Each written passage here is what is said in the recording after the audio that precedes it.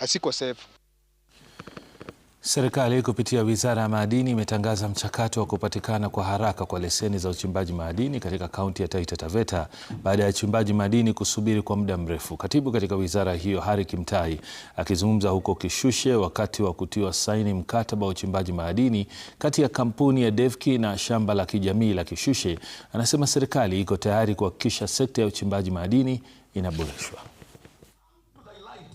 Kama mtu hana leseni, mwambie aanze kuapply na atapata hiyo leseni within 2 weeks.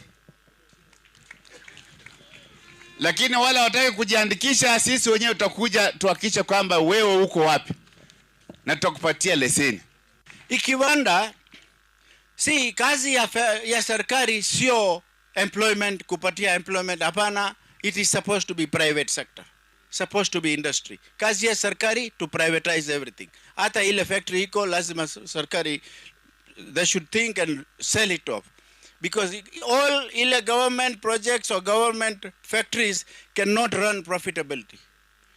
Private sector runs the same with profits, ndio. Kwa hivyo leo tukibaliana na Guguru, tutakuwa na muda labda wa siku 14 kuhakikisha mkataba wa Samrudha, mkataba wa Archers Post, mkataba wa Universal tumemalizana nazo. Ndio ya hii process ya recruitment tuiendeleze sawia. Kwa hivyo kwa sababu tuko na members kutoka sehemu tofauti tofauti. Kwa wakulima wengi wa matunda huko